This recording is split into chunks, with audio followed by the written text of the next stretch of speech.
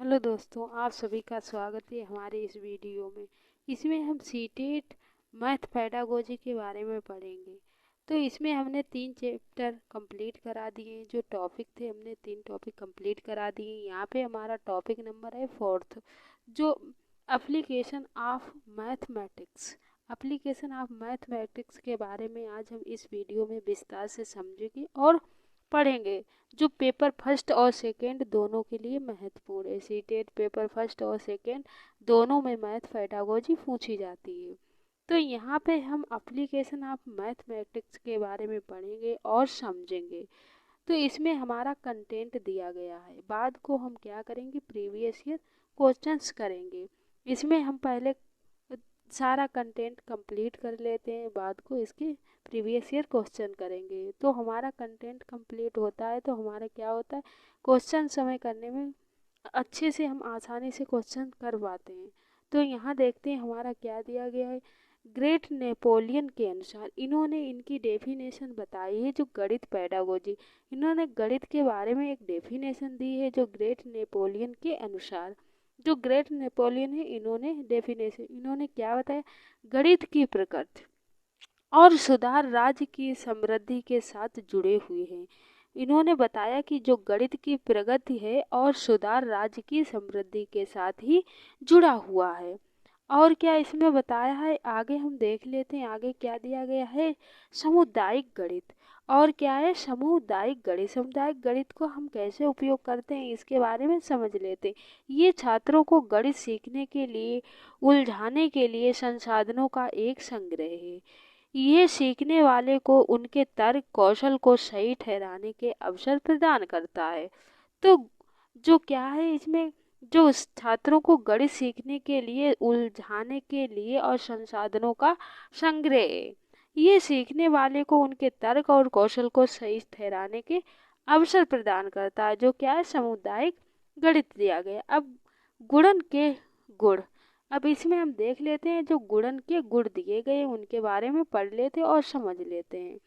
तो जो पहला दिया गया, योग पर गुणन का वितरणात्मक गुणन। तो योग पर देख लेते हैं। योग पर गुणन का वितरणात्मक गुणन। तो P गुणे ब्रैकेट P प्लस R दिया गया है और ये हमें ब्रैकेट में बंद किया है। और इसमें इसके बराबर में क्या लिखा है, ब्रैकेट P गुणे Q, फिर ब्रैकेट B प्लस R दिया गया है। तो इसमें क्या है, योग पर गुणन का वितरणात्मक गुण है। तो विनिमय गुण देख लेते। A गुणे B दिया गया है, फिर उसे हम क्या लिख सकते हैं, B गुणे A भी लिख सकते हैं। क्या है, विनिमय गुणक। अब आगे देख लेते हैं क्या दिया है, समवर्कर गुणन दिया है। यदि P और Q प्राकृतिक या संपूर्ण संख्याएं हैं तो P गुणे Q भी एक प्राकृतिक या संपूर्ण संख्या है। तो सहचार गुण देख लेते हैं। जो सहचार गुण दिया गया उसके बारे में समझ लेते हैं। तो सहचार गुण ये हमारे बहुत ही महत्वपूर्ण है, जरूर ही पूछे जाते हैं, चाहे फर्स्ट पेपर हो या सेकंड पेपर हो। मैथ पेडागोजी तो पूछी जाती है। जो हमारे लिमिटेड टॉपिक हैं इन टॉपिक से ही आती है। तो सहचार गुण तो ये जरूर पूछा जाता है। योग गुण का वितरणात्मक ये भी जरूर ही पूछा जाता है। तो ये हमारा मोस्ट इम्पॉर्टेंट है, हमें अच्छे से याद रखना है। तो देख लेते ब्रैकेट P गुणे Q, और फिर क्या है, बाहर हमें लिखा है गुणे में R। इसे हम क्या लिख सकते हैं, P गुणे, P को हमने बाहर निकाल लिया, फिर हम सकते हैं Q गुणे R इन्हें ब्रैकेट में, जहाँ P और Q कोई 3 प्राकृतिक पूर्ण संख्याएं। P Q क्या है, 3 कोई प्राकृतिक जो क्या दी गई है, हमें संख्याएं दी गई हैं। तो गुणात्मक तत्समक, जो गुणात्मक तत्समक दिया गया इसमें हम देख लेते हैं।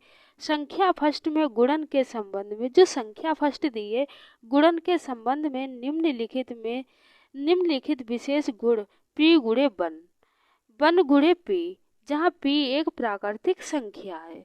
तो इसमें क्या है, हमें बताया जाता है कि अगर गुणा करने पर और या तो भाग करने पर, इसमें हमें गुणा या जोड़ने पर या घटाने पर क्या है, हमें P वन से गुणा करने का संबंध, इसमें क्या है, वन से गुणा करा जाता है कि हमें वही संख्या प्राप्त हो।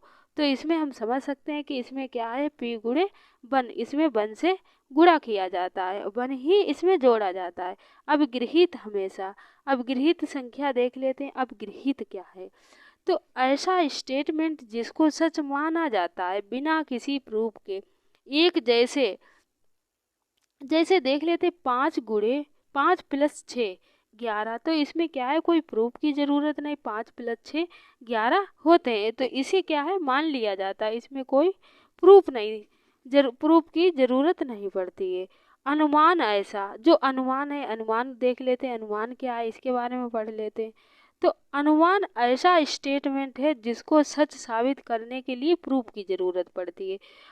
अब गृहीत कैसा है, इसे प्रूफ की कोई ज़रूरत नहीं पड़ती, ऐसे ही मान लिया जाता है। जो अनुमान ऐसा स्टेटमेंट है जिसको सच साबित करने के लिए प्रूफ की ज़रूरत होती है। प्रमेय संख्या, प्रमेय है, प्रमेय के बारे में, गणित में प्रमेय गणित की अमूर्त प्राकृतिक पर निर्भर करती है। गणित में क्या है, गणित में प्रमेय गणित की अमूर्त प्राकृति पर निर्भर करती है। अब इसके आगे हम पढ़ लेते हैं यूलिड, जो हमारा दिया गया यूलिड के बारे में इसमें हम पढ़ेंगे। तो इतना हमने जो पढ़ा है उसे हमें अच्छे से याद रखना है। अब इसके आगे हम पढ़ेंगे और समझेंगे। तो इसका नेक्स्ट आगे का, तो यूक्लिड, जो यूक्लिड दिया गया है इनके बारे में हम पढ़ लेते हैं। यूक्लिड यह एक यूनानी गणितज्ञ थे। एक कौन थे, एक यूनानी गणितज्ञ थे जिन्होंने ज्योमेट्री का जनक माना जाता है। इन्हें ज्योमेट्री का जनक माना जाता है। इन्होंने कई ज्योमेट्री विचारों, सिद्धांतों, अवधारणाओं और नियमों को विकसित किया, जिन्हें इन्होंने सामूहिक रूप से अपने व्यंजक कहा। बाद में इन्होंने अपने कई ज्योमेट्री विचारों को तार्किक कथनों की सहायता से सिद्ध किया। अब हम देख लेते हैं डेस्कार्टेस, जो डेस्कार्टेस हैं इनके बारे में पढ़ लेते हैं। तो वही एक क्या थे, फ्रांसीसी गणितज्ञ थे। ये भी क्या थे, एक फ्रांसीसी गणितज्ञ थे। गणितज्ञ और वैज्ञानिक और दार्शनिक भी थे। ये कौन थे, फ्रांसीसी गणितज्ञ थे, वैज्ञानिक थे और दार्शनिक भी थे। इनका मानना था कि विज्ञान और गणित सभ्यता पर आधारित नहीं है।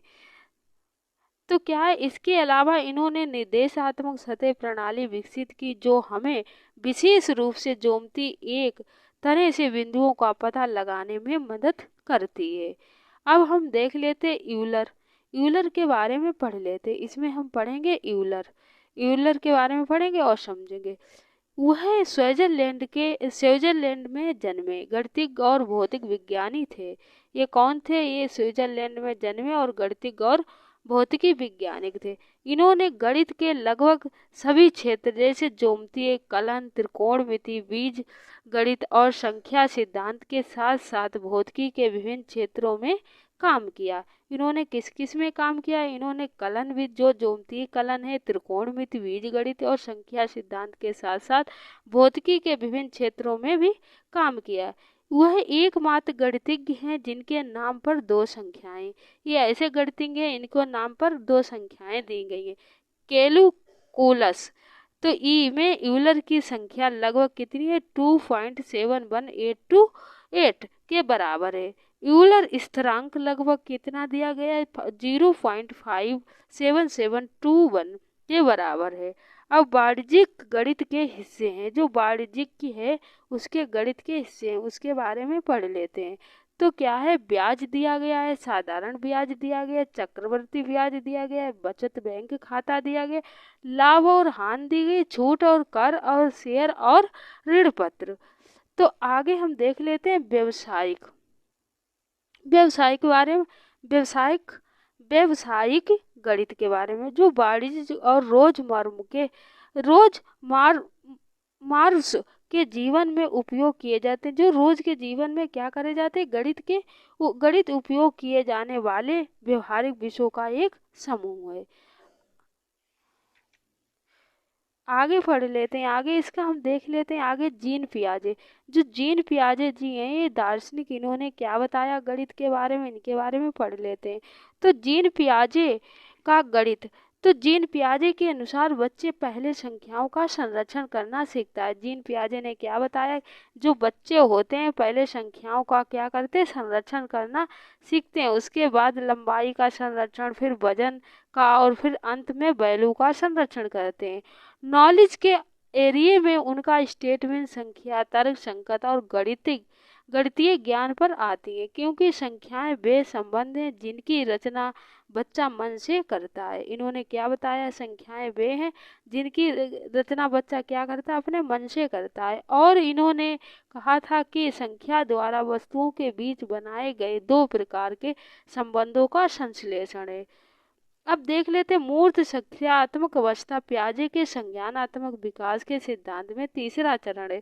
जो मूर्त संक्रियात्मक अवस्था है, जो पियाजे के अनुसार कौन सा चरण है, थर्ड चरण है, तीसरा चरण है।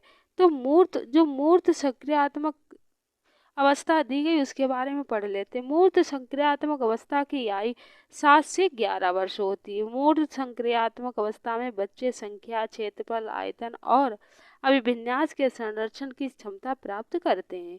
इस चरण में प्रत्यावर्तन क्रम अनुसार व्यवसाय स्थापन परिवर्तनशीलता भी विकसित होती। तो यहाँ पे हमारा थर्ड टॉपिक कंप्लीट होता है, एप्लीकेशन ऑफ मैथमेटिक्स। तो हमारे यहाँ पे 4 टॉपिक कंप्लीट हो चुके हैं और नेक्स्ट वीडियो में हम इसका 5th टॉपिक कंप्लीट करेंगे। धीरे धीरे हमारी मैथ पेडागोजी कंप्लीट हो जाएगी, हमारी साइंस पेडागोजी कंप्लीट हो चुकी है और हिंदी पेडागोजी। तो इसमें क्या है, जो हमारी साइंस पेडागोजी दी गई है हमारी कंप्लीट होने वाली है। तो इसमें हमारा अगला चैप्टर, अगला टॉपिक 5 होगा।